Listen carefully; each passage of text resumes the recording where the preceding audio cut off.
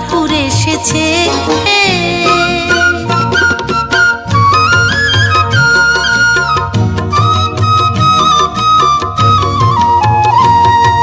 ঠাকুর বলল কর্মময় ভক্ত হতে হবে।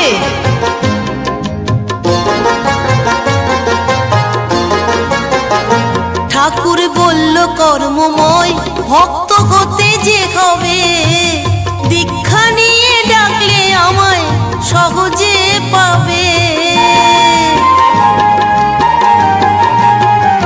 ঠাকুর বলল কর্মময় ভক্ত